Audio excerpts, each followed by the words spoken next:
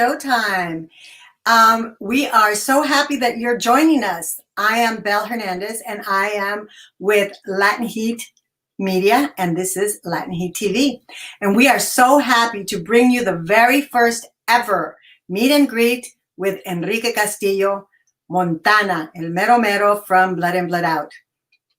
In 1993, Blood and Blood Out released, and Enrique filmed the movie for over a month and a half, playing the role that you all know him on, Montana, the leader of the Onda in the San Quentin prison. The movie has since become a cult classic because of fans like yourself. All over the world, people know Montana. People know about Crucito and everyone in Blood and Blood Out because it's a movie that's withstood it's withstood the time. We often, Enrique tells us that when fans come up to him, they say that their parents used to watch Blood and Blood Out, and then afterwards they watched it, and then now their kids are watching it. So it's a generational thing, and I think some of you fans out there are have the same situation. So we want to welcome you again. Remember, you can ask questions right there on Facebook or YouTube, and we will try and get to all of your questions. So we have a wonderful conversation that Enrique is going to have with you, and we thank you for joining us. And his fans around the world are probably watching, so welcome. We know he has fans in the Netherlands, in South Africa, so we want to welcome everybody. And since Enrique cannot go to your city, cannot go do meet and greets in your city, we thought we would do the next best thing is to do a live. So without further words from myself, let me introduce to you the gentleman of the hour, Enrique Castillo, Montana, El Mero Mero from Blood In, Blood Out. Enrique, welcome. Good evening, everybody. Yes, awesome. So let's get started. We already have some fans that are joining in and asking questions. We have someone from Texas, and we are so excited to have you here. And I know that this is something that is a phenomenon. Everybody loves Blood In, Blood Out, and everybody loves all the characters from Blood In, Blood Out, and we are happy that we're speaking with you. So I wanted to know, what was the casting process like? How did you become Montana? Because, in a movie, before you get to be the role, you have to show the director that you can do the job, and you did. But tell us about that process, about getting the role of Montana. Well, I'd been working with a theater company, and we had one member that had been considered for one of the roles, and we read the script at that time. It was about a year before I went in for the audition, and I actually didn't really like the script at the time, but then after the year went by, I read the script again, and I fell in love with the character of Montana, and I figured if there was any role that I would want to do in the film, it would be that one. So through my agency, talent agency, they submitted me. And I went into, they were already shooting, they were on location. And when I went there, they were actually filming not too far from where the mural is in the LA River. Went in, and they had already cast everybody else, all the Onda capitanes, and Montana was the last character they were looking at. I knew some of the guys that had been cast already, and that were up for the role also. Was probably the last actor that they saw for the role. And I went in, and the casting director wasn't that interested in me. And after a while of talking back and forth, he asked if I had a photograph, my headshot, if I could leave it. And so I had actually a portfolio, and I opened it up, and I went through some pictures, and I happened to have a picture that my wife had recommended I take, right?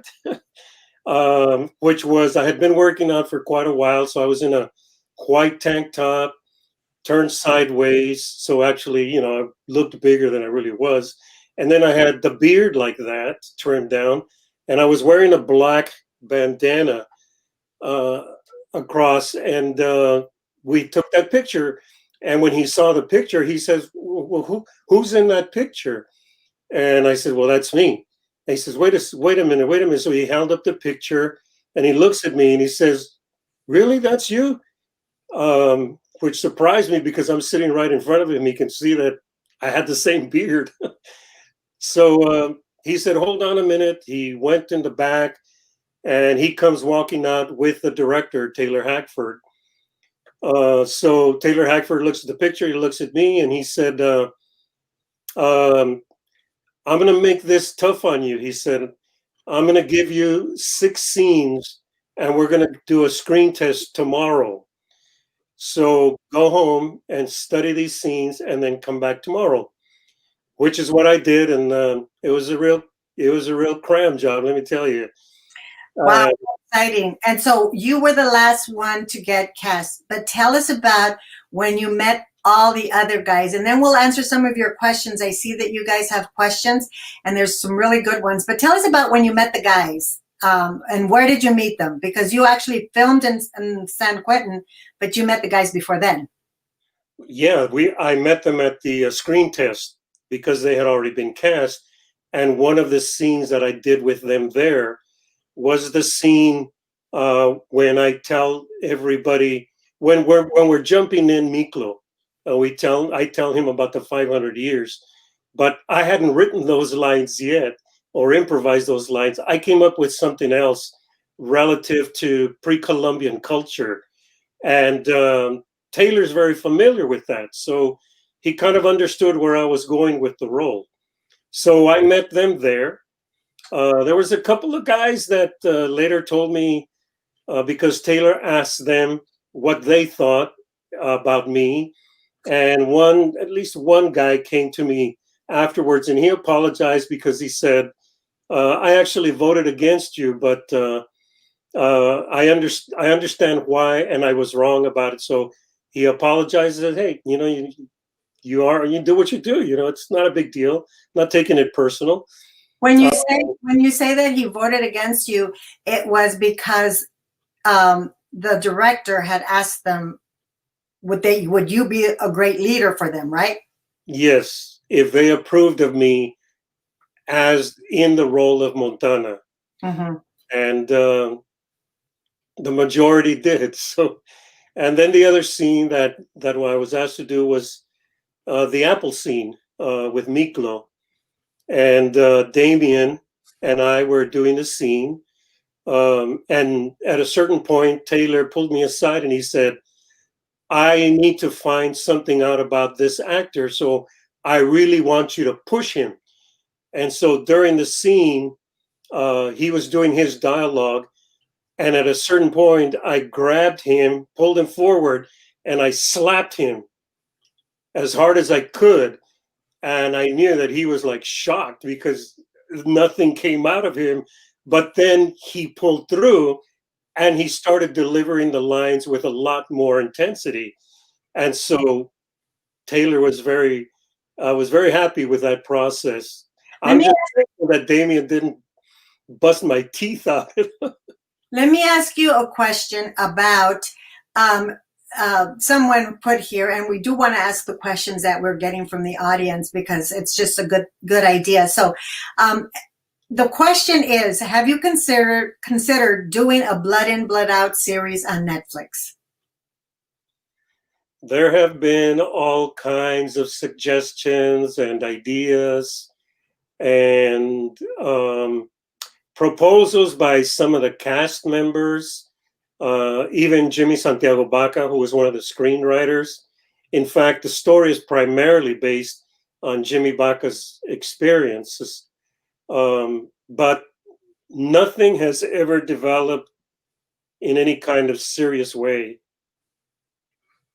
Okay, so let's go on now to another question, and let's talk about when you get a role, when an actor gets the role, how does the actor prepare to do the role?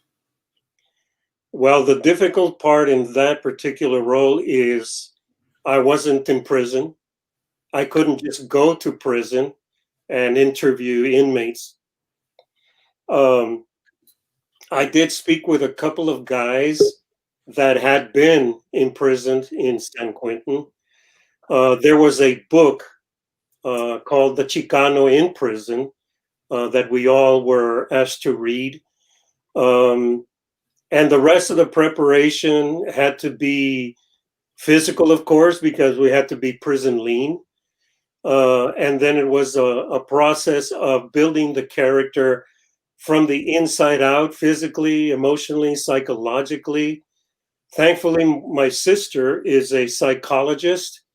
And at the time, she was researching numerology also.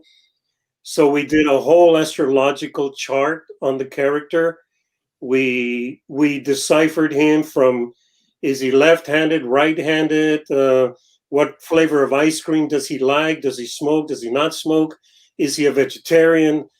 Just any conceivable thing that I could use to build a foundation so that during any scene that I was doing, I had some inner dialogue going on that would help me through it. Um, in Did fact, you, when I was cast and I was told about the cell, for example, and what was going to be in the cell, um, I saw that they didn't have any material relevant to pre-Columbian culture. And so I made the suggestion that I wanted the works of Netzahualcoyotl. I wanted Aztec thought and culture. I wanted things that were relevant to my culture and his culture, as well as his expanse of knowledge and being literate in other cultures. And so we had books in there by Nietzsche. We had Alan Watts, I believe. So it was a lengthy process of putting the character together bit by bit by bit by bit, as I say, one brick at a time. I wanted to ask you a question, and right now, if we could have the picture of La Onda, the all of your members of the. Oh, there you go. Okay, tell us. This is of course. Tell us who it is, and then tell us who the guys are in the back, because you actually filmed in prison, Yes, right? So yes, and it is a working prison. The warden was the actual warden that appears in the film, Danny Vasquez. He had been on the streets as a gang member, so he knew from inside and out, the situation. The characters that you see there next to me on my left is Victor Rivers, who played Magic Mike with the bandana.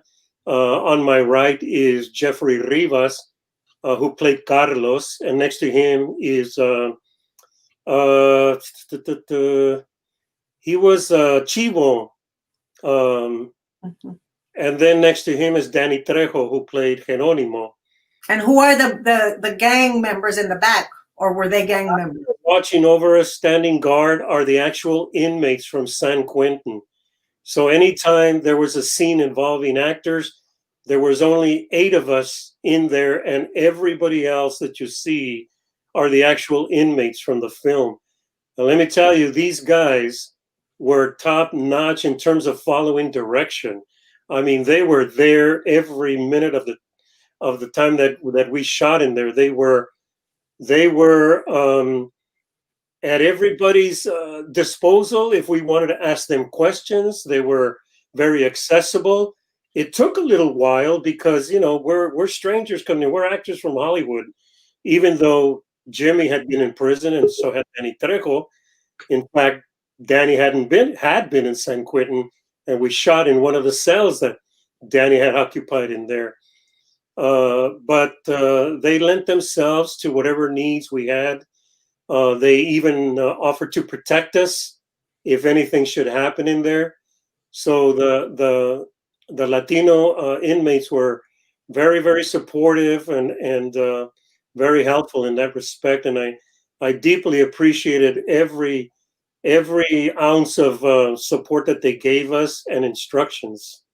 Tell us about some of the scary moments, because I know that there were some scary moments that you told me about that I found fascinating. Uh, Working in a prison as actors, how was that? How did they coordinate that? Well, some of them can be humorous now, but certainly um, awakening when you sobering when you get there.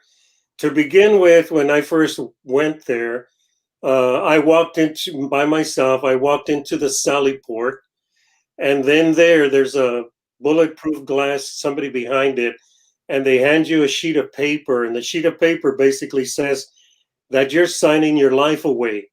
It says that you understand that if you're taken hostage by the inmates, that the government will do nothing to secure your release. You're on your own. And as you go sign that paper, it's a very sobering moment. But as I said, and it is a working prison. So whatever issues those inmates were having at the time, meaning conflicts with other gang members or within themselves, weapons were there and business was taken care of. Um, we had to be uh, we had to be aware that at any given moment something might happen, and certainly did more than once. And we would know because we would come to work and there were no inmates anywhere around. And so we would wonder after a while when we were going to get to work. And one of the guards would eventually come over and ask us one time, "Have you guys noticed anything interesting?" And we said, "Yeah, where is everybody?" And he said, "Well, these guys took care of business last night, and so they're in lockdown." Well, So, as you know, time is money on a movie. And so that's a lot of money that's just going down the tubes because we're working in a working prison. somebody just asked, like, having that, all of that, like danger around you. What about insurance? Was there an insurance that would cover this? You know, does the movie production company take care of that? Well, I would bet dollars to donuts that the Disney Corporation certainly had insurance. I mean, every production has insurance on it to cover whatever might happen, including, as they say in the contract, any act of God. So they're prepared for whatever. They knew well in advance that it was going to be shooting in a working prison and that anything might happen. In fact, as you asked, yes, things did happen. From what I understand, more than one person was killed while we were in there. At a certain point, we had been having to stop production off and on for a long time. And again, because it's a working prison, when you go into the prison, every single tool, every single item has to be accounted for going in and coming out. Every screwdriver, every nail, anything that's going to be used in there has to be counted. So as you film and all this uh, halt to the production has to happen, things can get a little tense. And at a certain point, we were getting ready to shoot in one of the tiers, and we hear a lot of commotion just outside the door in the alleyway. And there's a louder and louder the commotion, and all of a sudden, these humongous guys dressed in riot gear with billy clubs come in there and start slamming us against the wall. And Taylor Hackford, who by that time I had it up to here, you know, with the stop to the production, is going asking what the hell is going on.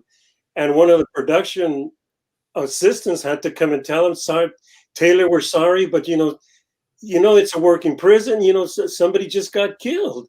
So Whoa. it was things like that happening. And remember also that is where they have the gas chamber, and so that people are being transported, and they can't say dead man walking anymore. So they say escort. So for the production, they kind of compromised and they said escort, dead man walking.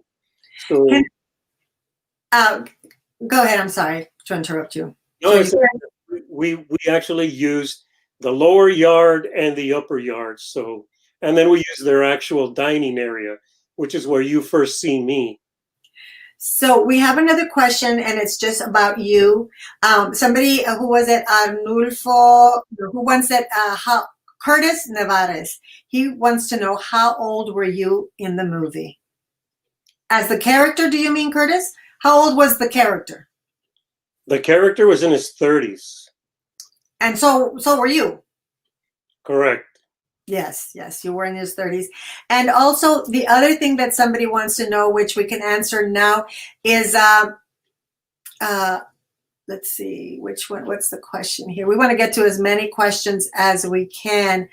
Were you able, after the movie was over, were you able to break away from the character? How do you disconnect from that?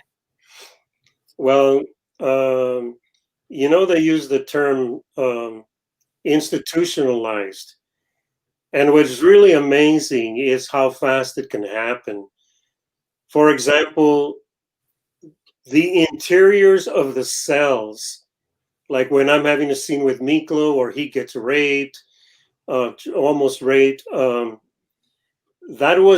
were shot in a studio in Hollywood where they built 3 tiers to the as exact replicas. And while we were in San Quentin, we went through a process of protection for ourselves because we were dressed just like all the other inmates. And so you couldn't distinguish us from them. So somebody realized it could get dangerous, again, because it's a working prison. And so we were given some form of identification. So at first we were given these like football jerseys, kind of t-shirts that were netted, that were cut into like vests so that the guards would know who we were. And then after that, because we were going from one location to another there, we were given lanyards so that when we walked without the vest out onto the tier and then wherever we were going, that would be our ID tags. And so spending so much time in there, when we went to shoot at the studio in the mock-up cells, we finished a scene and I'm walking out of the tier, out of the cell, and I was actually feeling for my ID tag because I felt like I was back in San Quentin. So that's what it does to you and how fast it can happen to you. Wow, that's very interesting. A question towards about one of the scenes that Justin Hoots wants to know, and all of these little nuances, I guess, that people pick up after watching the movie over and over again, is Justin wants to know when Montana told Miklo that he gets to see his daughter in Delano. Miklo's facial reaction, the expression of him, what was it, of him knowing that it was time to make his move, or of him regretting what he was about to do to Montana? Damien and I, as many conversations that we had, that to me was such a private moment for him that I didn't want to interrupt him and ask him what his motivation was. And he had the same respect for me. So all I can do is I look at the scene when I saw it for the first time and I saw his reaction to our dialogue. My feeling was that he was fearful. He was honestly fearful for my safety, being alone, out of their protection. That's the way I interpreted it. But you'd have to ask him what it really was. Well, I tend to think that he was remorseful, although he knew what he wanted to do, what he wanted to do. But I tend to later on, when they all find out that I've been assassinated, and they're on the tier, and it's basically a riot over it, and he's trying to reason with them, and I believe it's Jerónimo that points at him, Danny Trejo, and says, "You're not in Mero Mero. You didn't love him," or something like that. "You don't love us," or something. And he actually says, "Look, I loved El Mero Mero too," but to him it was like, this is bigger than that. So he actually does say the words, "I loved him too." So yeah, I can see where you can interpret that dialogue or his look as remorse.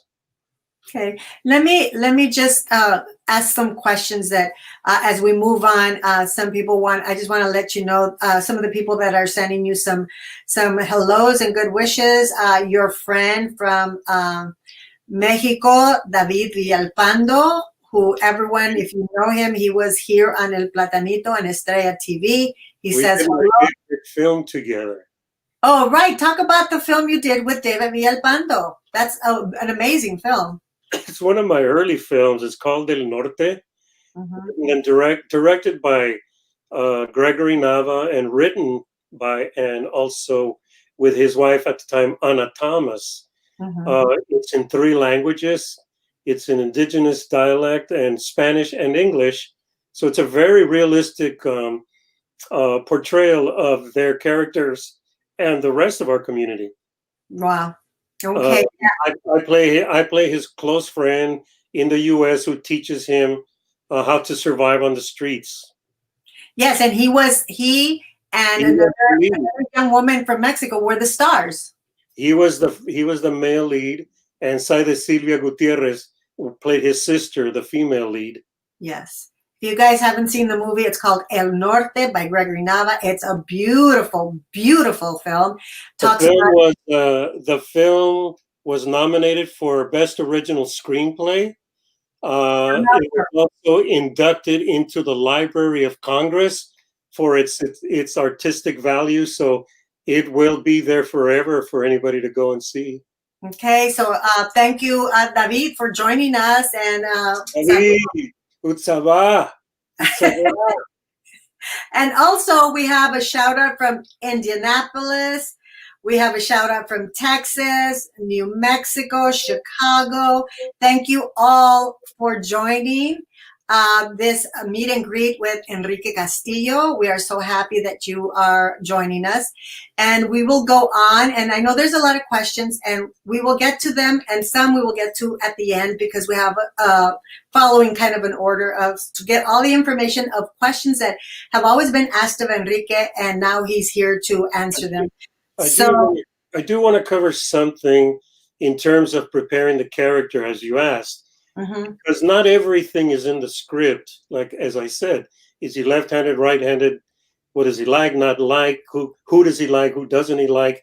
What were his parents like? All of that, as an actor, I need to create, sometimes all the way back to their great-great-grandparents. In this case, what was his background?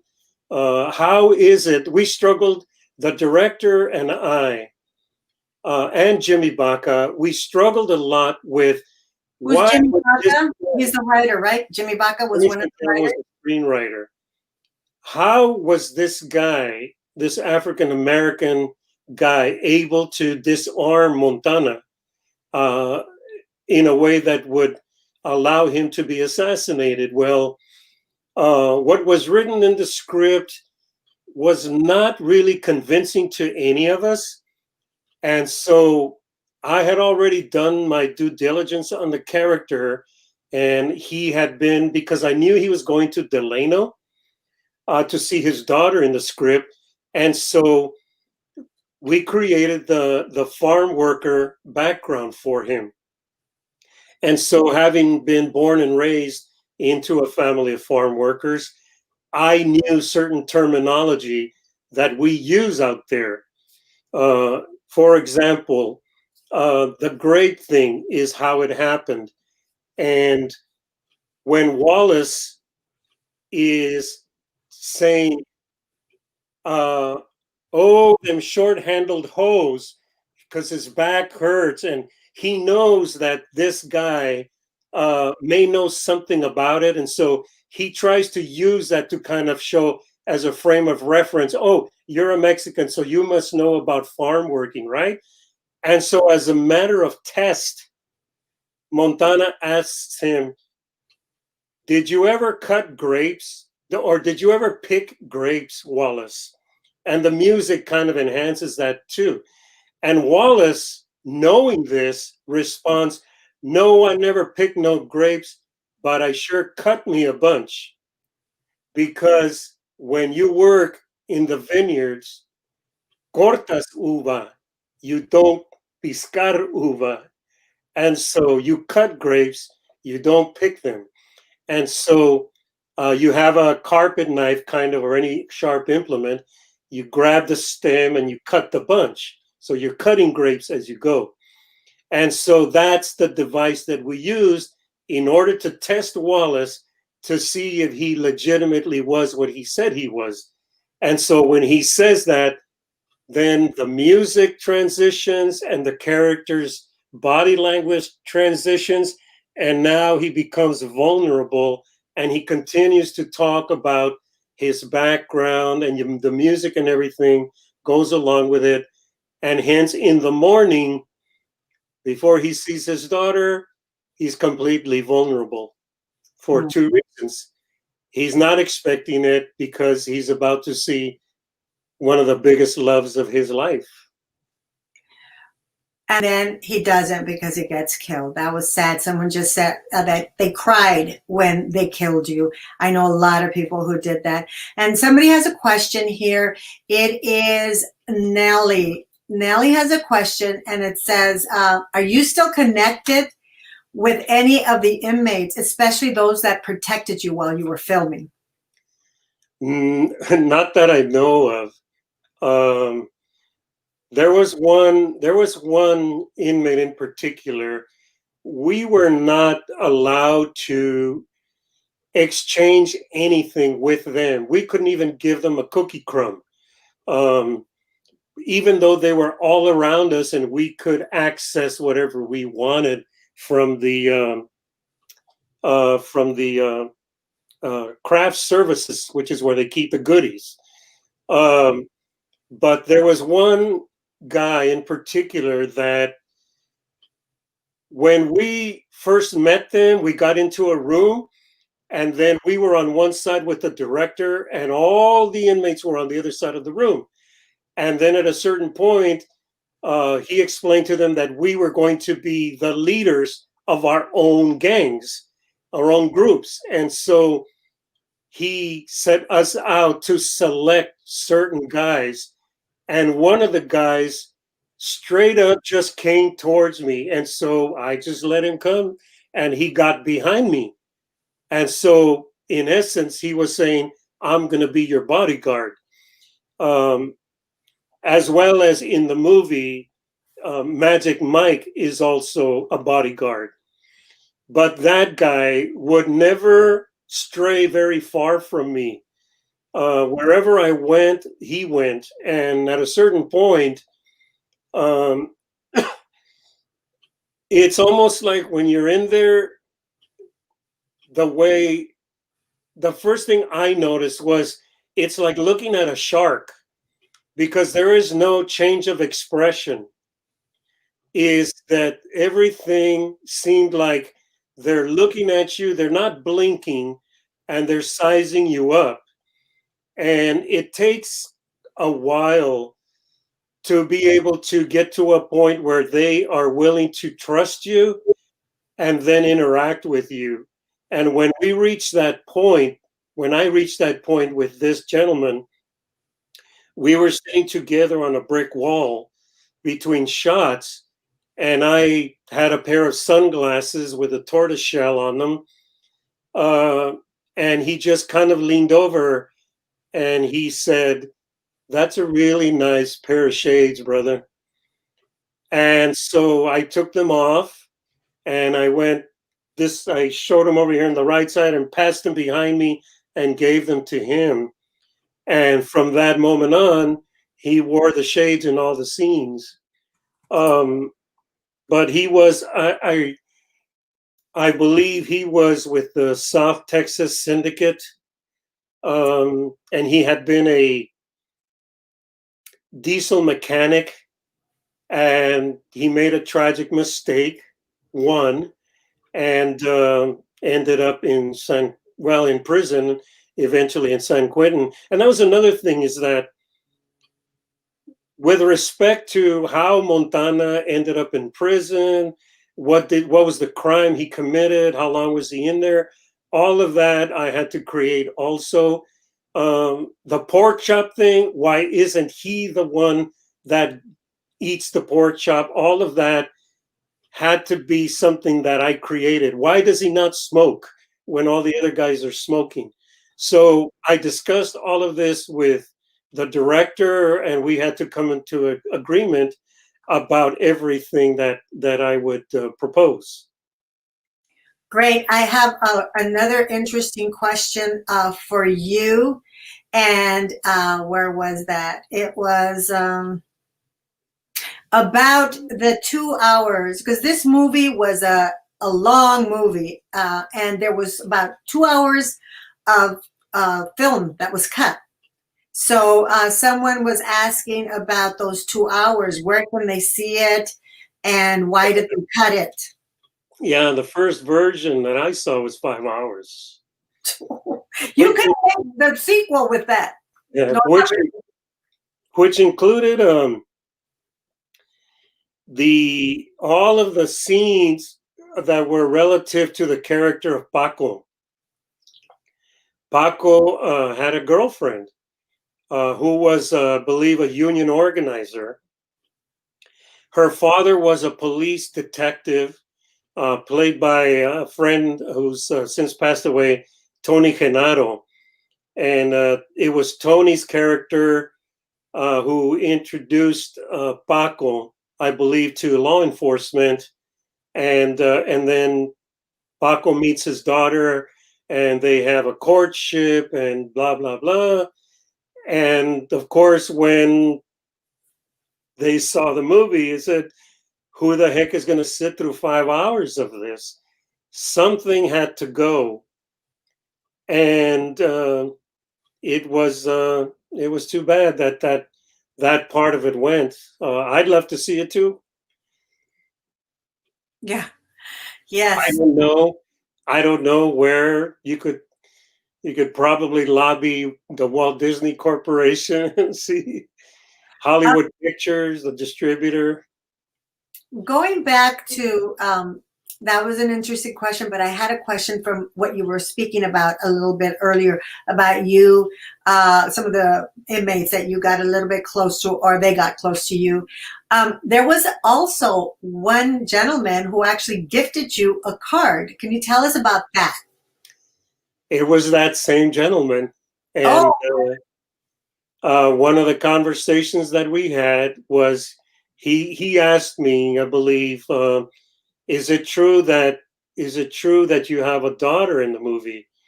And I said, yes, that's true. But I get killed just before I'm about to see her. And he had a look like he was really touched by that.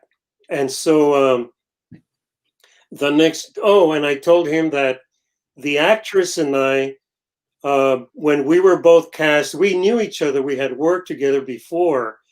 And so we would talk to each other over the phone. And then we agreed to write letters as father and daughter back and forth to each other. And we wrote a lot of letters to each other, but we promised each other that when we got cast and we started the photography, that we would destroy those letters, never to be seen again, and it would just be our private memories. And so I told this gentleman about the writing of the letters, and he says, well, do you write her letters from prison? And I said, yes, I do. And so the next day he came up to me and he handed me an envelope that he had decorated with a hummingbird with a rose in its beak and musical notes there. There it is, and it's for your precious love. And he even put the stamp on it with the rose. And you even wrote her something as well. You wrote something in the card that she gave you. That letter, as you can see, doesn't have a postmark because it was never mailed. And the reason is because he misunderstood. It wasn't a letter that I was sending her. It was a card. It was like a gift card. And they're praying hands holding another flower. And there it is with the heart. Para mi hija con todo mi corazón.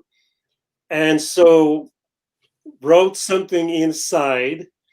That's I hope we don't show it because that's a very private issue for both of us. As many of you may know, if you don't, the actress who played your daughter?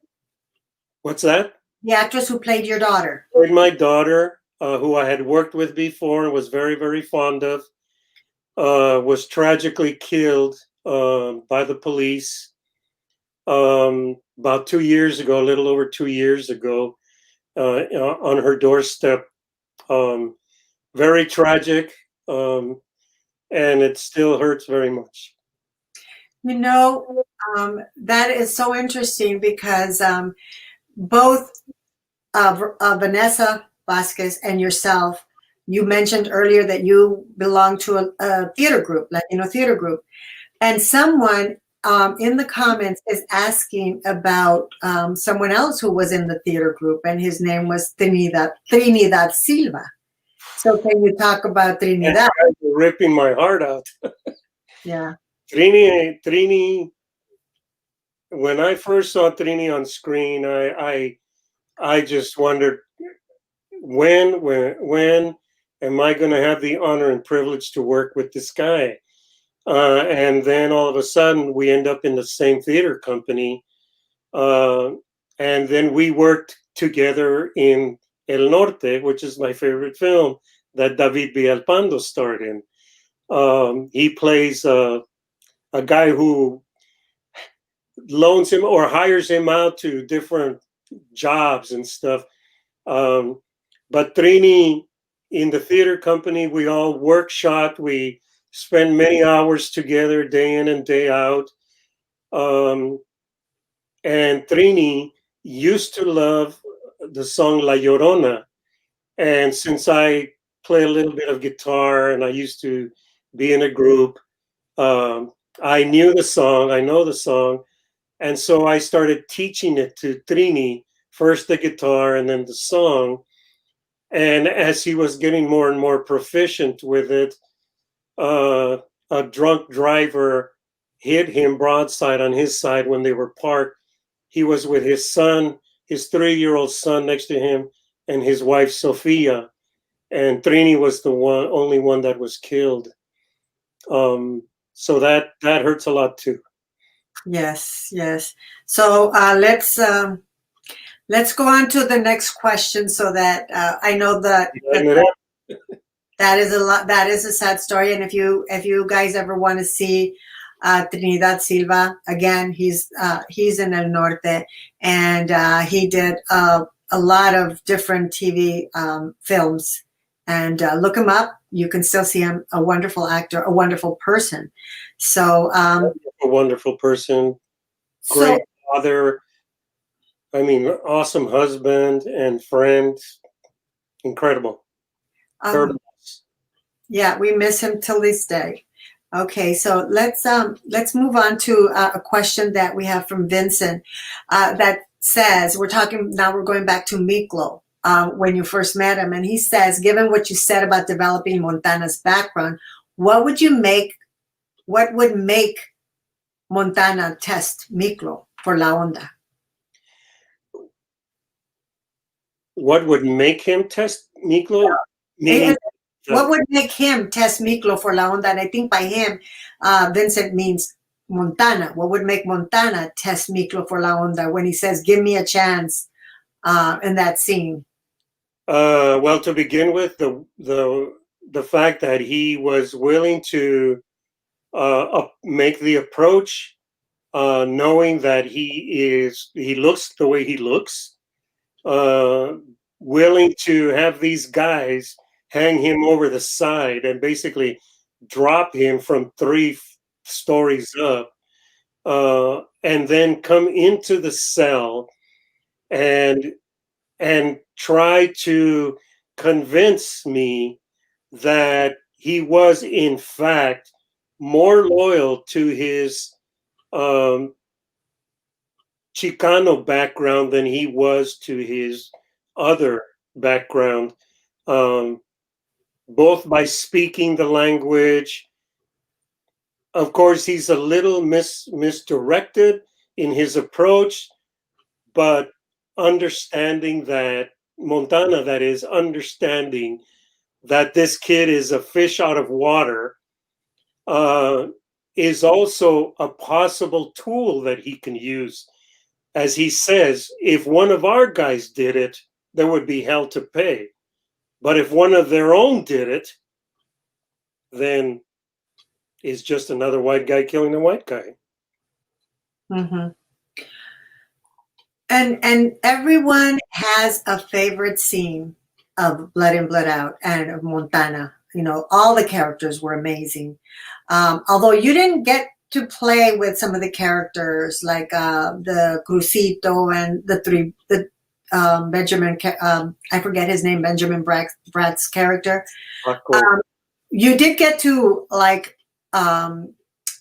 travel with them and spend some time with them, right? Even though you weren't in any scenes together.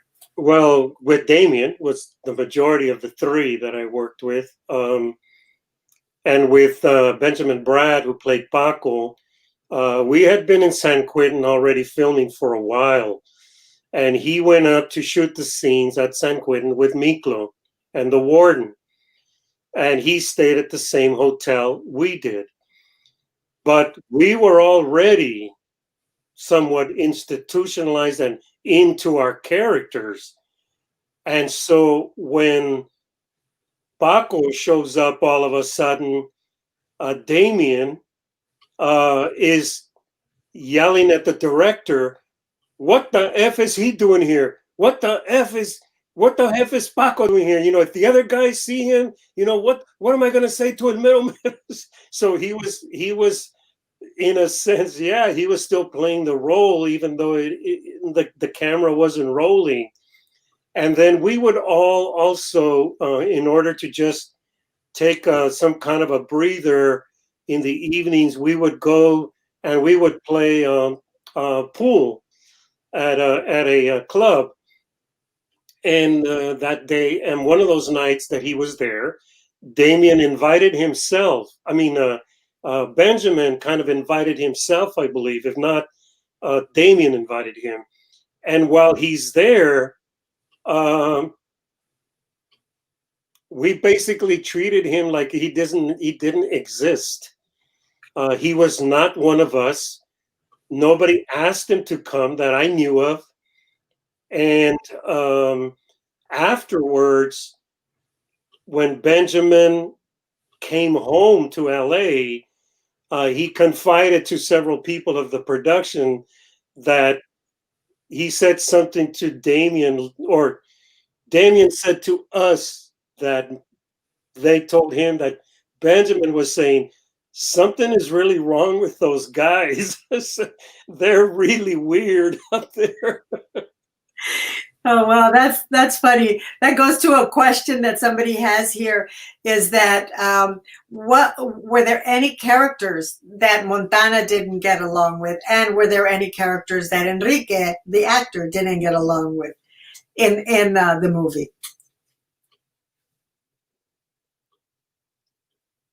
Well, personally, the actor, I knew some of the actors already. Um, and the thing is that one of the decisions that as an actor, and I'll just speak for myself, that I bring when I want to work into the role is that I can't bring any prejudices into my work. And so whatever I feel or don't feel about someone does not factor into how I work with them on the set. I have no interest in limiting the abilities of my character and myself as an actor to all of a sudden have a different relationship with another character because that's what I would do as a person. If I begin to do that, then I may as well not do it. I may as well let some other actor do it because that's not professional for me. I have to separate myself from the character and all of its prejudice.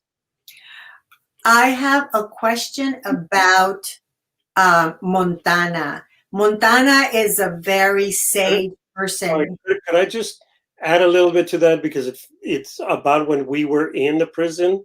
Yes. That was me, but there were others that when you asked the question about did things get touchy in there? Well, yeah, they did. Among the actors, among At least, well, at least a couple of the actors came to me and confided in me about how disapproving they were of certain actors' conduct, personal conduct. And I don't want to use their exact words, but it could have gotten kind of ugly. and you told me that you were kind of like they came to you for advice. It's sort of like your character taking over your personal person.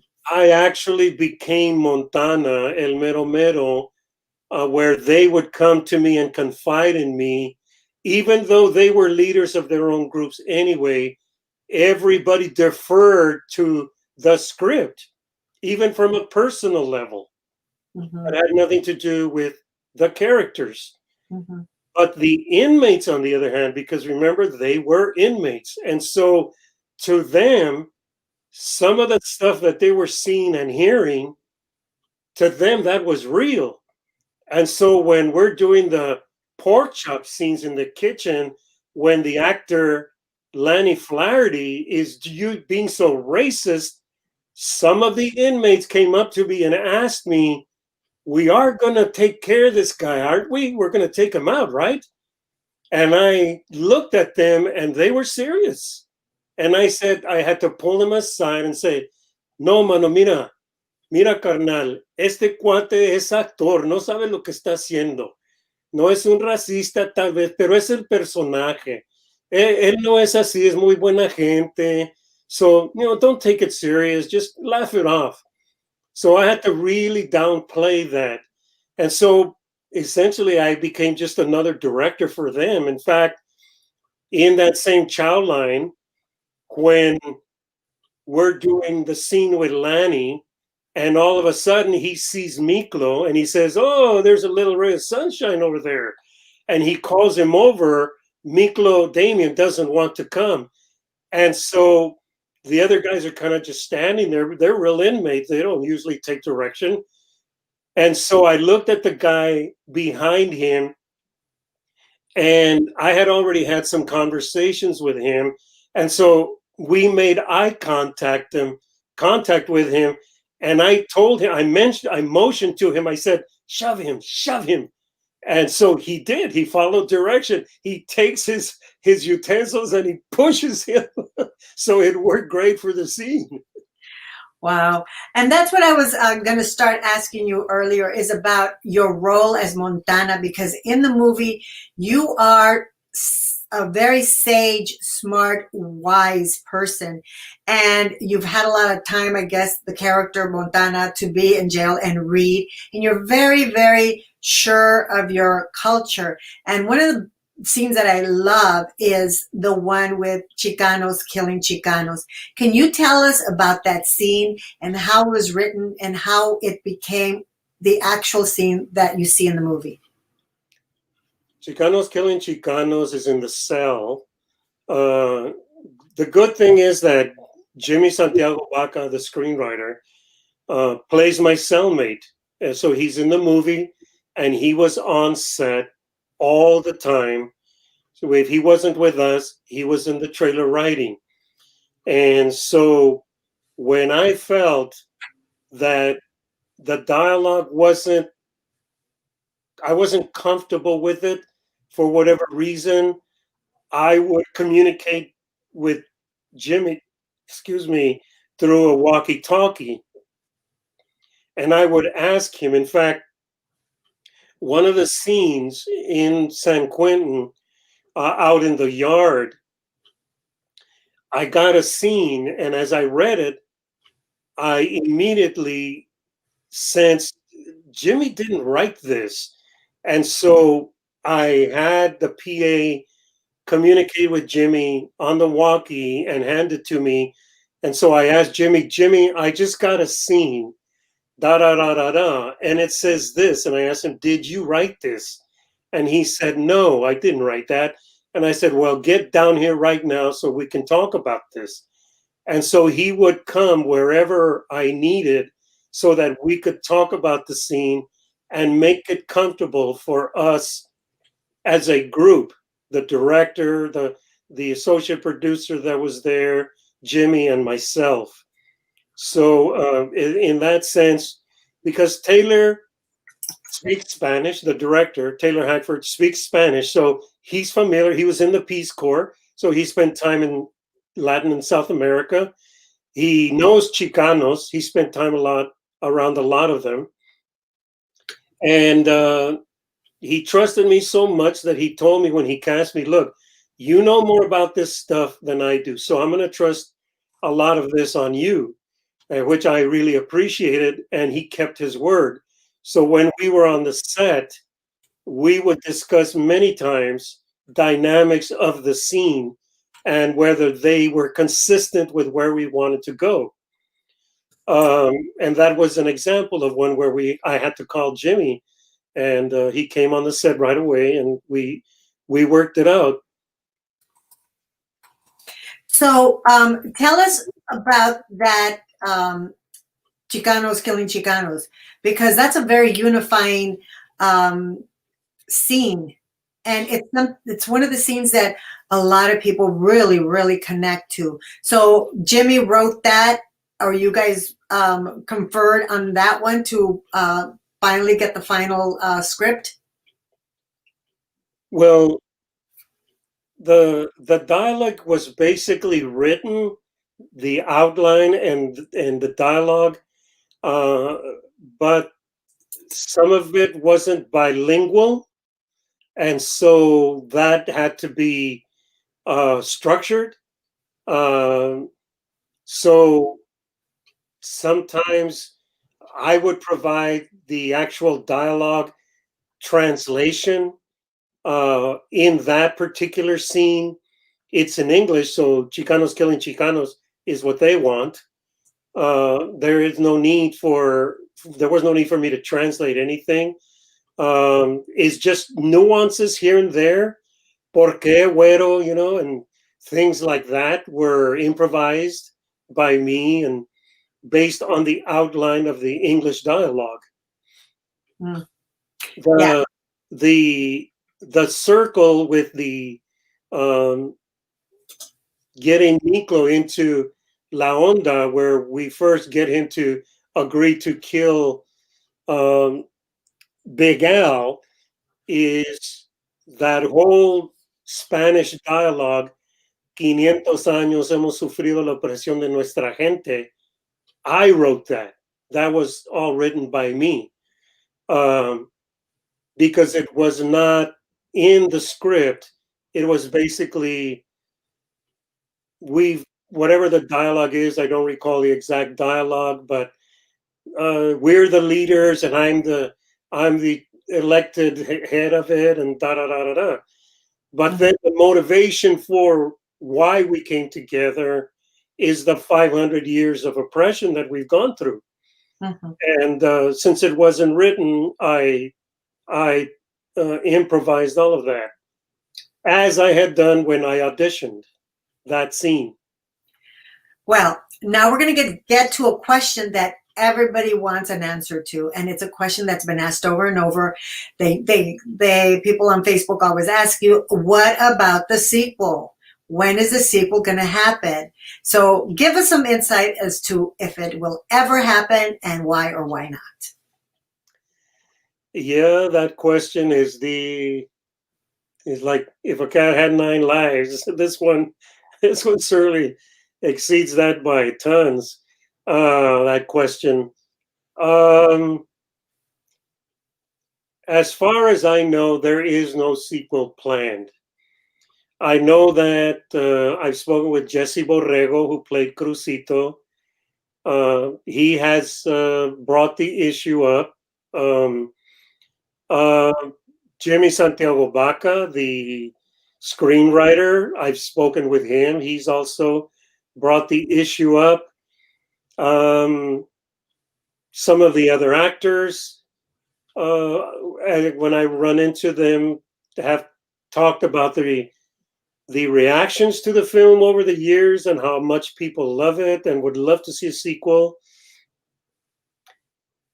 I met Jimmy.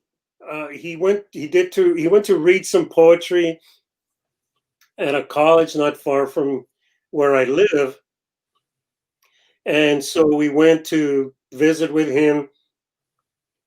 And of course, the issue came up, and started talking about it. And I mentioned to him that Jesse Borrego also expressed an interest.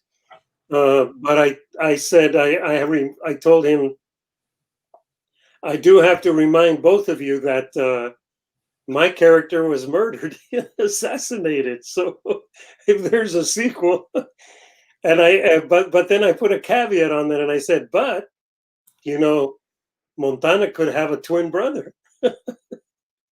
Yes. So that's where it stands right now. I believe that was one fan of Latin Heat, I believe, who um, was shared with me that he really would love to see a sequel. So he put some kind of a sizzle reel together, kind of like a mood board with some scenes in it to kind of show how the sequel would go. And he put in there actually, um, because in the film, in that scene with the apple, my kids are actually the pictures in my cell. And so my daughter at the time was 3 years old. And now she's 30 years old. So rumor has gone that there was originally going to be a trilogy and that the last one was going to be Montana's daughter exacts her revenge on Miklo. And so my daughter, being an actor, shared with us, my wife and I, uh, a little video that she did of what the cell scene, which I hope we have, and I hope that we can show that, so we could see Montana's actual daughter doing Montana. Okay, let's do that. I want to see that. You have that. Can we prep that so we could see that? I'm in here for packing up a carnal. I killed the Tres Puntos because he's going to take out my partner. Soy Chicano.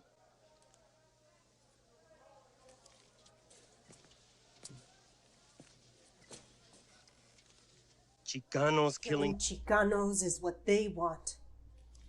Blacks and Chicanos killing each other is what they want. That's how they run this place. Once we get together, they don't run shit. You got a lot to learn about being Chicano, güero. I'm no lightweight, and the color of my skin shouldn't keep me out. White is the enemy. White's the system. You're stuck in the middle.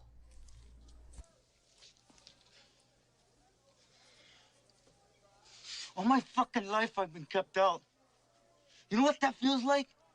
Knowing you're a Chicano and no one accepts you because your skin came out white? My mom's as brown as you are. And my white dad tried to beat every ounce of her out of me. But you know what? He couldn't do it. Chicano's not a color. It's the way you think and the way you live. And if you're willing to give up your life for carnal, I'm here to do that. Use me. Use this. Como, güero? You said it. Everything's based on color, right?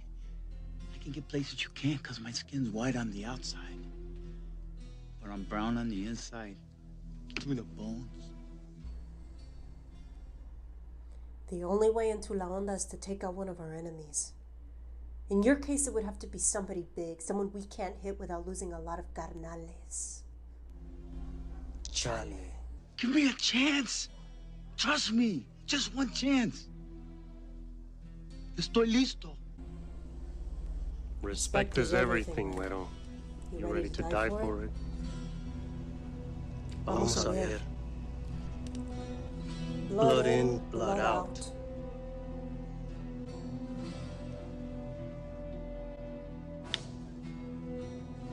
¿Me entiendes?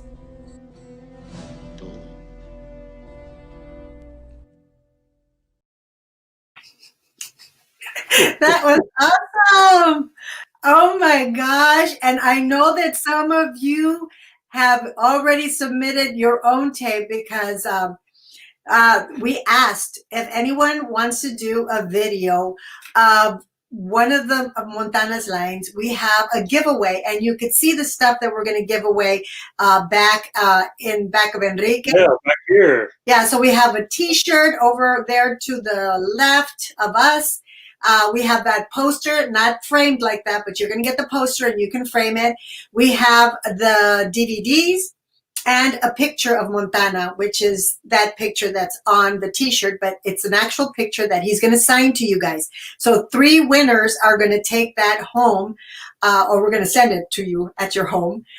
So yes, that was amazing. And there are so many videos. If you run into them, share them on Enrique's Instagram or Facebook of women and men doing scenes from the movie, and they are so awesome. So we just wanted to keep that going. Huh? Fun to watch. Very fun to watch. You got one in direct, was a personal message, which of course you can't share because it was personal, but there's so many out there, and they're amazing. And congratulations to Karina, the actress, because I thought she did a fantastic job. And if you might have missed the pictures of Enrique's kids, which he told you that they're in pictures in the back. If you go and see the movie, when he gets the apple from the shelf, you see pictures, and those are actual kids. And anyway, so that was great. And now let's go on. Oh, we have someone who wants to say hello. Oh, there he is. There's so many people that are saying hello. So thank you all so much for joining us. And we still have some more. Appreciate it. We have a couple more questions that we want to get to before we go. So let's see.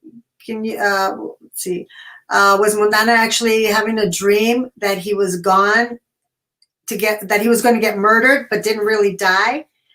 Oh, I guess that's a suggestion for coming back in the sequel. You know, somebody not long after the film was released, somebody told me, I know what happened to Montana. The way Magic Mike put that stuff around himself, prepared for war, Montana knew what was going on, because if you look on the scene where he says to, I don't know who he says to, Carlos or somebody, said, I want you to kill Smokey. And then Miklo and Magic Mike have some dialogue together, and there's a cut to Montana where he looks at both of them. And to that person, that viewer, they felt that Montana knew in a way that they were planning something. But The other thing too is that if you notice the when Karina did her video, she also did the teardrop on her left cheek. And that's a question that I've been asked too, because they don't say the screenplay doesn't give you all of that. Why was he in? How long was he in for? What were the specifics of the crime that he committed? So it was a lot of going back and forth. So you talk about a funny because the teardrop, I guess everybody knows. I don't know if they do or not, but I found out that the teardrop means that you kill somebody. So Montana has a teardrop, so that means that Montana killed someone. Maybe that's why he's in jail. But you as a person, you were telling a story that when you went to buy a car, you were coming off the set and you didn't take off the makeup because you had to get down there. So tell us about the reaction when you're buying a car and you still have your little teardrop on your eye, and what was that reaction like? Well, first of all, the tattoo artists on the set were incredible. Freddie Negrete and can't remember the other gentleman's name. They were amazing. And so even the choice of the tattoos, some of the guys had real tattoo, like Danny Trejo, Rosita, that he has on his chest. That's a real tattoo, as well as some of the others. But most of the actors, we didn't have tattoos. I didn't have any tattoos. I still don't. And so the director and I went through a series of photograph albums of nothing but tattoos to select just the right tattoos for the character. And that's when we came up with the rosary that hugged around came to the cross that he had on his knuckle. And it was a very classy, very simple, but very profound kind of message about the character. And of course, we all had to have the Onda snake tattoo. Some of us put our kids' initials on there. I did. I put Karina's on there and my other daughter's names in their initials. But what was the question in that one? No, that you went the car thing. Car and actually The tattoos lasted for over 3 days, so you couldn't take them off. You could take a shower and scrub, and they were pretty much still there. All they had to do the next day was just to kind of touch them up. And so I went to the dealer, and I'm sitting there with my wife, and we're talking about the car. We're getting all of these looks, and even the guy that was the selling us the car was acting a little strange. And then he asked what I did for a living, and I said, I'm an actor. And it suddenly dawned on him, and he said, I noticed the tattoo. You're an actor, but I know that means that. I said, no, that's all it is. It's a fake tattoo. So are the other ones. And he was like, oh my God. He thought he was talking to a killer. So were the other people in the agency there. Okay, that's funny. A little levity. A little levity. Okay, so someone wants to know, what actors do you still see and keep in touch with from Blood In, Blood Out? Well, as actors, we move around a lot. We don't all move in the same circles. We may move in the same circles as some of the others, but we don't interact that much very often. Most of the time, I might see somebody at an audition. I may see someone when I get a job. I was fortunate that Damien Chapa, who played Miklo, became a director and wrote his own scripts for his own company. And he hired me to work on a film. We shot it in Mexico. And then we shot another of his films in Belgium. So I was very fortunate that, we maintained a relationship. I've seen Jesse Borrego a few times. Jesse and I also traveled to Mexico with Elpidia Carrillo. She took us down there, the actress, who was the only female in the movie The Predator. She played Anna, the gorilla. So she took us because in the town where she's from, in Michoacan, they're big fans of Blood In, Blood Out. And so we went there and they had a film festival. They screened the movie. Everybody went to the internet cafe and printed out photographs, posters for us to sign. And it was a beautiful event. It was a great experience. Victor Rivers, I've seen at auditions also.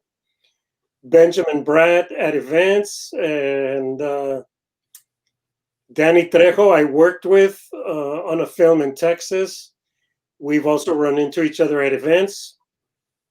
I was directing a talk show that we shot at an auto museum. Danny was one of the guests that we interviewed. And that's pretty much it. I mean, I don't know that any of them have come over to my house to visit or me to theirs. we But see they're still friends. I think there's still a connection, right? That you guys are always friendly. we still have good connection. Whenever we run into each other, there's always a great feeling of familiarity, carnalismo. Benjamin Bratt and I actually traveled together on the promotional tour for the video release of the movie. Mm-hmm. So we traveled to Texas, we traveled to Oregon, we traveled to Toronto, Canada. So we spent quite a bit of time promoting the video release and getting to know each other more. Okay, so we have a couple more questions that we want to do fairly fast because we're coming up on 7. If we go over 7, it's no big deal because I think we have this until 7:30. But somebody wants to know what actors. Oh, no, not that one. Somebody wants to know. Tell us where the last scene where it says chased by hounds. We come out chased by hounds. What does that mean in your opinion? Well, I wasn't involved in that scene. I was already dead and was imprisoned. So I wasn't privy to the conversations that developed around the building of that scene because that scene was not in the script originally. And so it had to be constructed later on. And so they spent a lot of time, I know, because Jimmy and I spoke about this. But I can. Chased by hounds is everything that is working against us, whether it's prejudice, racism, the lack of opportunities. We're born into poverty. We're looked at a certain way. We speak a certain way. Your name isn't normal. All of these things, it's like when we're born, that's what we're bringing with us. That's what some people perceive is the baggage. And what I believe Crucito is trying to turn things for Paco is we have to look at those hounds. They're our hounds. So we can have them do whatever we want. And which is what Montana is saying in once we get together, they don't run shit. So all we have to do is just look at it from another perspective.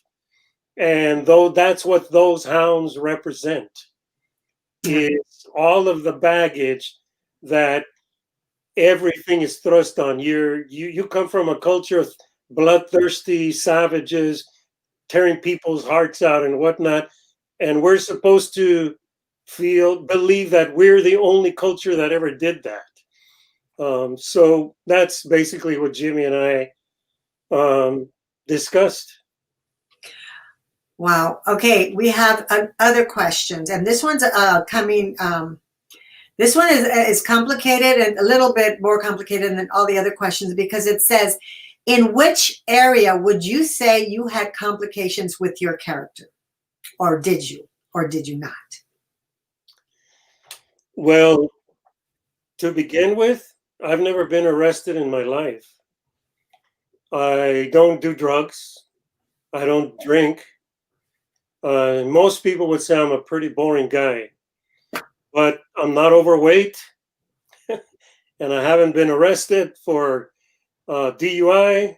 So I'd say I'm pretty happy with myself in that respect, which I wouldn't be with the character of Montana.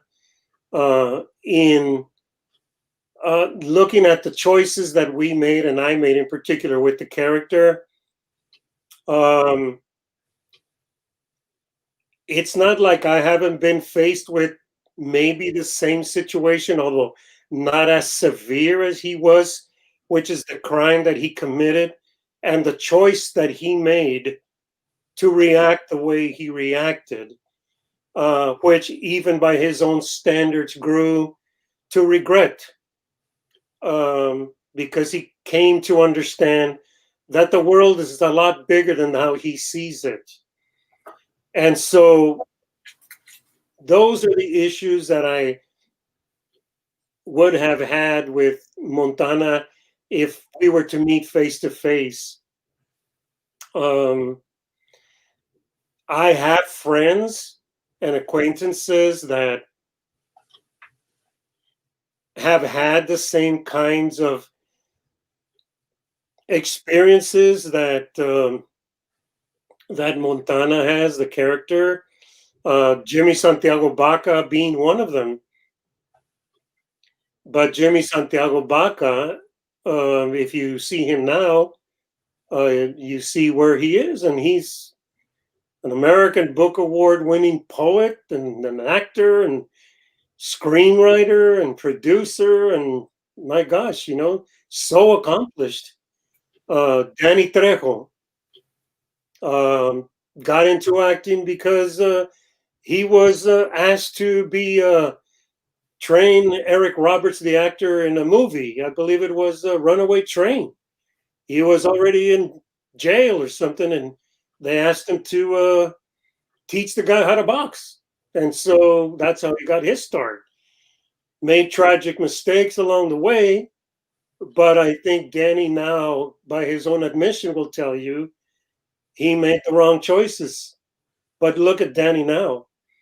And I had a great conversation with Danny on a set when we were working together, where I expressed to him how proud I was of him and how much faith I had in him, because he is a living example of the American dream and what one can accomplish when they make the right choices. And look at him now. He's a walking icon and extremely successful. And I got to work with him again, and I mean, I would do it at the drop of a hat. Mm-hmm. And he's just going to go on to bigger and better things. So Montana's tragic error and the way he reacted to it, and the fact that he chose also the misdirected concept of how he was going to choose to survive in prison by creating a criminal organization within prison, justifying his survival, is another one that I take issue with him, because there are a lot of other guys that don't do that. So that's that, in a long-winded way, kind of. If you had to put me down and had the disagreements that I would have with Montana the character, probably that would be it. Right. And just one last question about Blood In, Blood Out, and then we're going to go to upcoming projects and your novel, because you're also an author. We already answered this question because Hector wanted to know why they cut 2 hours of the movie. I guess we didn't really answer it or directly. So do you have an answer for that? Why they cut 2 hours of the movie? No. Well, I don't know. From a business perspective, ticket sales is what matters. The concession sales to the exhibitors. And so you run a movie that's 5 hours long, you're only going to be able to show it once or twice a day. So how many tickets are you going to sell? How many concessions are you going to sell? So it's not like the old days too, where you kick people out and go in and see the same movie over and over. So they made an economic decision to shorten it, and in order to appease the public that may ask for more, is to do the director's cut, 3 hours and maybe I think 10-minute version, which is the DVD that we have back there that we're going to give away. That has more scenes in it, but doesn't have the whole Paco experience with his girlfriend. Okay, and good segue. We're going to announce the winners at 7:15. Okay, so we have a couple of more questions because we're coming towards the end. And so if you have any other questions, go ahead and ask them because we only have that much time left. Yeah, if you're one of the winners, I haven't seen the panel chose them. I haven't seen them all, but when you win, you have to do the actor thing. You have to say, "I thank the panel for this." Do a video and submit it back. Right, because these were submitted videos, so you were brave, because a lot of people who aren't actors, it's hard to do a scene, but we want to congratulate the winners for doing it. And hey, I think it's a pretty good. This young lady sent me a video of herself doing Paco, Benjamin Bratt's character, when he faces off with Spider up on the hill. That's really it was great to watch. Okay, so a question from a friend, Frank Montes. Frank Montes. He would like to know, what kind of car were you buying? I think that's what it is. What kind of car were you buying? Right, when we were talking about them seeing your... It was a black 2-door Honda Accord. Right. And it got, so wonderful. There you go. Oh, there's Enrique Herrera wanting to say hello. Here we go. So muchas everybody that logged on. It's been a guess. Yes. So let's go on with the last questions. And what we want to know is upcoming projects. Someone here asked, do you ever do comedy? And can you answer that question for them? It was early on. I hope they're still on with us. So let us know. Do you do comedy? I've done mostly on stage. I've done some. They've both basically been dramas that I'm in. What about another word? Most, but recently I had posted some material from a film called In Other Words, which is a romantic comedy, and I play a vintner in there. He's the head vintner for a vineyard that makes wine down by Ensenada, and I have a personal relationship with the owner. And these 3 young men come down there, and we have some scenes together, and one scene is pretty humorous. So I get to have some fun other than that. Mm-hmm. And aside from that, I wouldn't mind doing more comedy.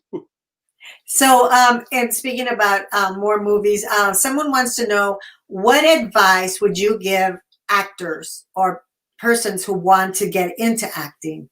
What advice would you give them? Those are always tough ones for me, because I can't imagine anybody would want to be handed out advice from me. I never feel that I'm in a position to expect anybody to do what I think they should do. We each walk our own path, travel our own journey, and have our own experiences that we all have different reactions to, even though we encounter the same things. But if there's anything that I do tell young people that want to get into the craft of acting or the entertainment industry is remember that it's your choice to do it. And after you make that choice, you have two ways to go. You can be happy or you can be miserable. And the way I choose to look at it is if you're not happy without money, you're not going to be happy with it. Certainly, you can buy a lot of material things, but then you have to buy protection for it, protection from others for it, and what have you. You've seen in the trades or in the newspapers, all that stuff. You know, it all comes with the territory. That's why I say it's a choice. Nobody forces you to do it. Nobody puts a gun to your head or twists your arm. And so when you make that choice, enjoy it. If you get called to the set early, enjoy it. If there's no air conditioning in your trailer, deal with it. Don't become a problem on the set. Try to help out by not being a problem. Be prepared. Uh, Acting classes are not going to teach you how to survive as an actor, as a commodity in the entertainment business, because it's the entertainment business. And the craft of acting is represented by the masks of comedy and tragedy. And you will, throughout your life as an actor, experience both. And so the choices are yours. Don't blame anybody else. Well, he didn't give me his line. That director didn't tell me this. The light's in the wrong place. You know, any one of us can choose to act like a prima donna and spit at someone or throw something at someone. But guess what? We all have faults. And at one point or another, you're going to be the one with the shortcomings. And how would you like to be treated then? Mm-hmm. Mm-hmm. Very good advice. And just you got to be a passionate. You got to be anything, any work. You got to be passionate It about. takes literally an entire community to make a project happen. Mm-hmm. One of the ways that you can appreciate all of those aspects of filmmaking is be involved in more than one, not just as an actor. You can direct. If you produce or you want to put a project together, you're going to see actors from a totally different perspective, as well as everybody else. And everybody has to work like a well-oiled machine, because if you don't, there's a cog in the wheel and money is draining and draining and draining. And you begin to see the tempers flare. And pretty soon you have like, how the hell do I get out of this nightmare? Mm-hmm. Okay, and now let's go on, because you do more than acting. You are also a producer. You're a director, and you've directed plays, you've directed films, short films. So also let's talk about even taking it further. You're also an author. You have a book that you wrote, which is called The Dead of Summer. Can you tell us about your book and where we can find it? Well, The Dead of Summer was originally a screenplay, wrote it as a movie, but as I do for the acting roles, as a writer, I did a ton of research and due diligence on all of the characters in the story. So I trace the protagonists and the antagonists back to their great great grandparents, and how they came to be who they are, where they are. And so all of that material, you cannot put it into a 120-page screenplay. And so you just take the basic story, the tip of the iceberg, and you put it into your screenplay and hope that you get something that people are interested in. Um, So that material sat there in my files for quite a while. And then I would share it with my daughters, my son, my wife, and it was my wife in particular. When I would tell her about the antagonist's father in particular, she said, "Wow, is that in the movie too?" And I said, "No, unfortunately, I can't put it because it would be too long." And so after hearing enough about that, she said, "Well, why don't you write the book?" Well, I'd never written a book before. I'd written plays and screenplays, maybe a little short story here and there. And so I went online eventually, according to her advice, and I searched like how to write a novel. And the site that interested me was how to write a novel in 100 days. So I read it, I tried to commit it to memory, and I developed a plan. Since I already had the screenplay and all of that material, I thought, hey, it's not going to be that bad. 100 days, why not? Well, all in all, with the screenplay and the end of the novel, 7 years later, not 100 days, 7 years, I ended up finishing it and having a nice dinner at the end. And you could get the book on Amazon, everybody. So somebody just said it's a great book. I loved it. There you go. Thank you for that, Lisa. But there it is. Yeah, Tippy Toes. It's Tippy Toes. Yes. Oh, that's your niece. Is that Yeah, your? I call her Tippy Toes. Oh, awesome. Party. Familia. There's familia on here for you. Okay, and so everyone, if you want to read up more on what Enrique's doing and his new films, and he's working also on a documentary, so you can go to enrique.net. You see it down there, enrique.net, and you can see Castillo.net, I think. enriquecastillo.net. Yeah. enriquecastillo.net. Don't listen to me. See what the crawl says, because I got that wrong. Okay, so Yeah, they can also possibly see the challenge coin on Latin Heat TV, I think, yes, and also Veteranos: A Legacy of Valor. right. Because you do write about Latinos in the military. Tell us about that. Some of the stories that you write, or you did a short film that was the challenge coin, and then you did a play. So tell us really quickly about that before we have to go. I used to tour a show called The Last Angry Brown Hat about the Brown Berets, and one of the characters in there had been he was a Vietnam veteran. And wherever we toured the show, a lot of Chicano veterans would come up to me and say, "Wow, when are we going to see more of our gente who were in the military up there? We have a lot of heroes." And I knew that because I was friends with a gentleman friend of ours, William Douglas Lansford, great writer who worked in Hollywood, also wrote a movie about and a book about Pancho Villa. Has since passed, but he was in World War II and Korea. He was in the army, but in World War II, he was in the Marine Corps, and he introduced me to a lot of stories. And I had the book Among the Valiant, which is about heroes and Latinos in the military.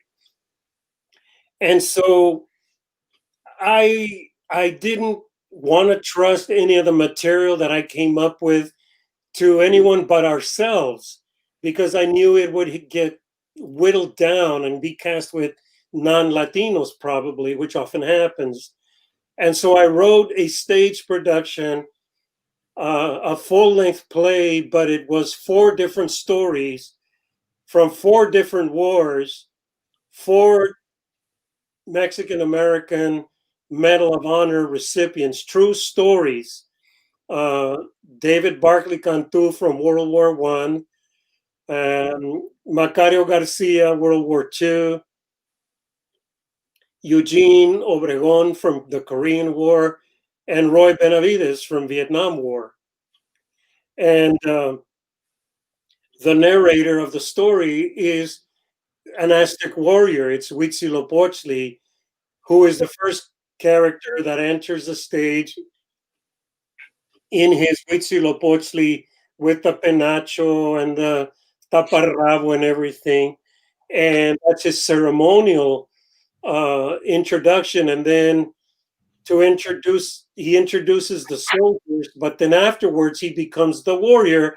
He takes off his regal regalia, and now he's just a warrior, and he narrates the stories that the actors do on the stage with music of the periods also, because that's another history that many people don't know about, is Latino Medal of Honor winners to the Boxer Rebellion, the Civil War, you name it, every conflict that the United States has been in, Latinos have been there to a great degree. The majority of Purple Heart recipients, by percentage of people in uniform, more Medal of Honors than anybody else, and on and on and on. And so these stories for me had to have not just our patriotic American ideals and values, but our cultural pride that goes along with it, that we also come from a culture of warriors and that we are willing to defend this country with every ounce of courage and blood, that by normal standards, what's the value of your country's worth to the United States? Well, when it comes to that, Latinos have been shedding it since the American Revolution. And those are the stories that I want to tell from our perspective, with no apologies, in the language that we always use. And so when I did that play, it was in English and it was in Spanish with no translation for the songs. Because when Latinos went to war in World War I, yes, they were singing George M. Cohan's Over There or Mademoiselle from Armenteers, but they were also singing Registro de 1918 about being sent to France to fight against the Germans, singing in Spanish. And so we had to, and I had to represent that on the stage, have dances that would be folklorico dances, zapateado, as well as dancing in World War I was the hot music then was the foxtrot. And then they danced jitterbug and the swing for the 40s, so on and on. It was just our experience seen through the lens of our cultural perspective with truth and honesty and dignity. And I don't know if I can trust anybody in Hollywood that is in a position to greenlight a film to do any of the projects that I have because of that. And so I would rather struggle and do a play or do a short film and reflect it that way. That was amazing, and that's what I love about you, is that you were such a wealth of information about Latinos and on how we matter and why we matter, and that's something that is, what? Say that again.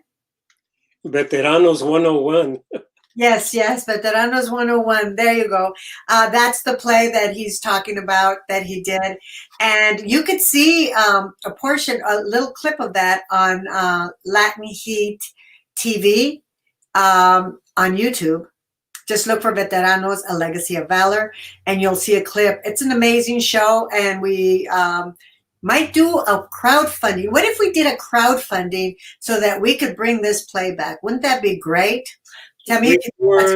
We toured that play across the country twice, all the way to Washington, D.C., and we were hosted by the Hispanic Congressional Caucus that awarded us a special recognition for it.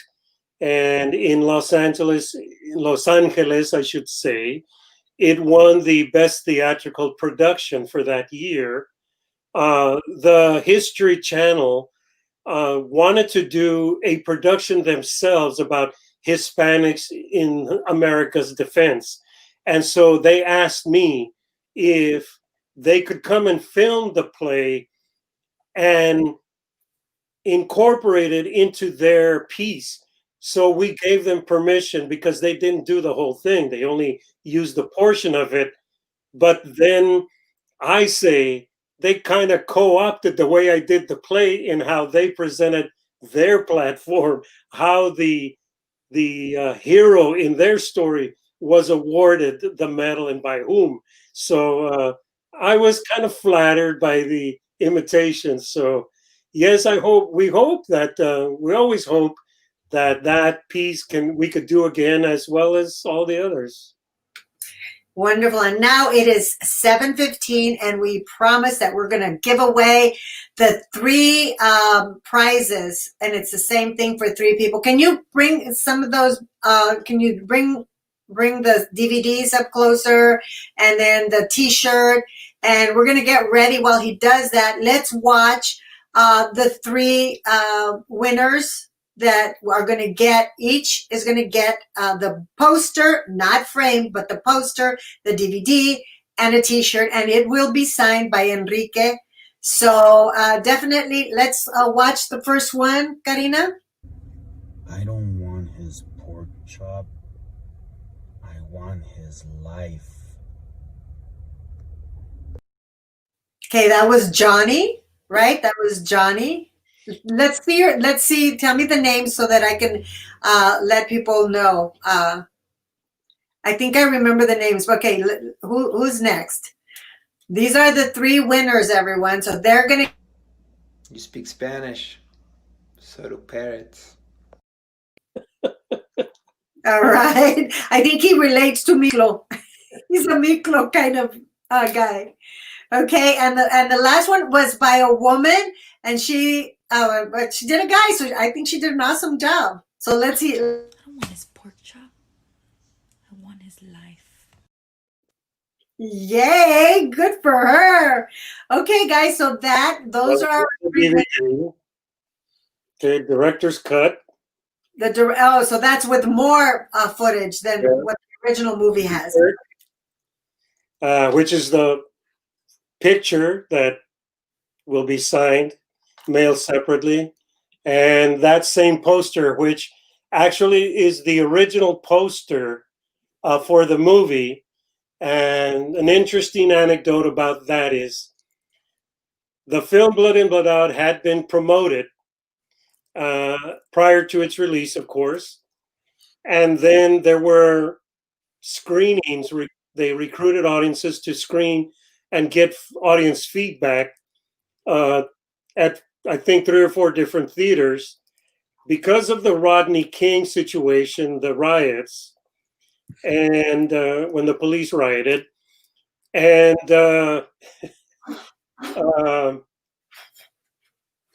and then an incident when the film was screened in Las Vegas. Some incident completely unrelated to the screening happened, and Disney decided that they didn't want to risk any similar situation, so they pulled the film from the initial release date. And so when people were anticipating the release, they never got to see it. And then Disney waited and waited and waited, and they changed the promotional material, and they came out with a new poster, which is with the new title, Bound by Honor, when it's a fist holding a rose. And so when they released the film that time with that different poster, people were confused. They didn't know what it was.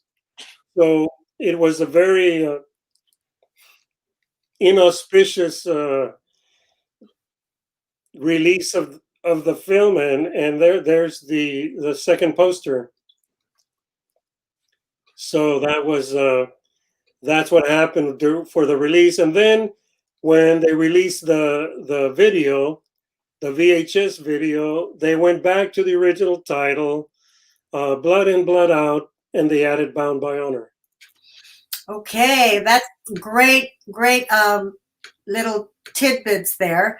Thank you for sharing. Thank you for sharing all of that information about Blood and Blood Out, a beloved movie that I feel has a lot of heart. And I'm sure the fans do as well because they watch it over and over and over again. So we just want to thank you so much for joining Enrique Castillo and myself, Latin Heat, Belle Hernandez with Latin Heat, so that we could bring you a little bit of time with Enrique since he is not able to travel. And right now it's better to just stay home. But we thank you. We want to ask before I go back to Enrique, we want to ask the winners to please DM us or send it to info@latinheat.com so that we can get your address so that we can send you your goodies because you want to get those. So remember, please, info@latinheat.com and just say, here's my address, and we will send your gifts out to you. So thank you so much for doing the video. Thank you for being brave to do that video. You guys all did fantastic. So thanks to everyone who did a video. And so now Enrique would like to say goodbye. So let's go to Enrique before we sign off.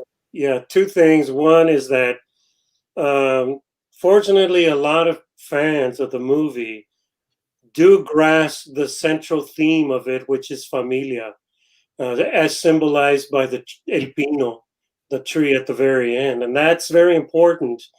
One of the things that I told Taylor Hackford that was important for me, not a scene that I was in, but when they go to get revenge on for Crucito, the mother asks Chuy, what are you fighting for? And he says, tres puntos and this and that. And she tells Paco, why are you fighting over street corners? That we should be taking care of each other. And then he says, they're my familia. He says, no, I'm your familia. And so that's, to me, was very important. And so I asked Taylor to really pump the volume on that scene. And then the other thing is, as far as a lot of you have messaged me about pictures and autographs, and when we finished the film and we were going to do the promotional things, the studio gave me a certain amount of pictures to send out to fans and whatnot when they requested them. And over the years, I've done it. I don't charge for them because that image belongs to the Walt Disney Corporation. It was in their contract, so they own it. And so I don't charge for it, and I wasn't because they gave me the pictures also, and that's what I've been sending out. And now it's come down to, scratching the bottom of the barrel.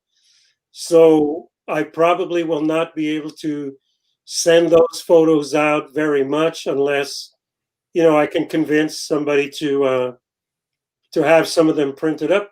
Not a problem. If they say, fine, print them up and send them out, we'll be able to do that. So yeah, and that's requesting them. Yeah, and because you need the permission from the studio to print them up. That's just wanted to reiterate that. But you want to say goodbye because we have just a couple of minutes. Just say goodbye and then we'll sign off. Enrique, would you like to say goodbye? No, I'd like to stay here and spend time with these guys. It's too bad I can't see them. They asked me if I hang out with the guys. Well, the three of them are behind me. But I want to express my sincere gratitude and appreciation for all the fans around the world that have continued to appreciate the movie, continue to be fans, and people that say they've seen it over 100 times. I know you have a lot of company there. And I hope you continue to be fans. And if you would take that energy also, if you are serious and you really want a sequel, all it takes is really emailing, putting on social media, writing to the studios, writing to Taylor Hackford, Jimmy Bach, Santiago Baca, Walt Disney Corporation. We want to see a sequel to this film. And who knows? It may happen. And you could always say that we want Montana's twin brother in the movie. Stranger things have happened. I believe that this movie has made a lot of money for Disney. It's 27 years of people renting and then buying the DVD, first the VHS, then the DVD, and then now the what's it, Blu-ray. So they've made a lot of money. I think they could do a sequel and they would make a lot more money, because I know there's a lot of fans that want this movie to happen again, the sequel to happen.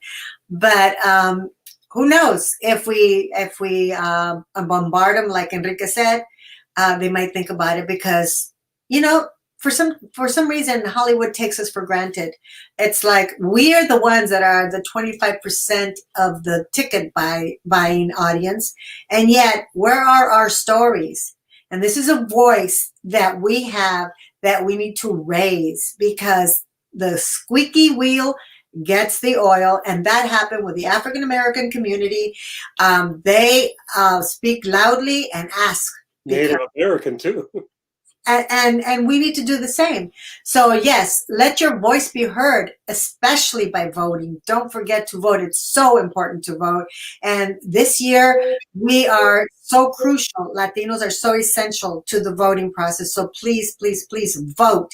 Get your mother, your sister, your daughter, your aunt, your abuelita, everybody that can. Please vote. It's so important. Vote however whatever your conscience tells you, but please vote. I will not be voting for Trump, FYI. One of the Dodgers. Anyway, that's it. We're come to the end. Thank you so much for joining us. Keep in touch. Like our page, also Latin Heat Entertainment on Facebook. We are your window to Hollywood. We like to report on Latinos in Hollywood. That is our bailiwick. The Anglos get so many other places where they get publicity. Sometimes, not all the time, because you have your big stars, Latino stars that get publicity everywhere. But we like to follow Latinos because we're doing such great things and we want the world to know about it. So Enrique, thank you so much for being the guest. For hosting. Yes, thank you. And so stay tuned. We might have some more events like this, some more lives. And again, keep watching and keep sharing, and we'll see you next time. Thank you so much for being here with the meet and greet with Enrique Castillo of Blood In, Blood Out, Montana, and El Mero Mero. Hasta luego.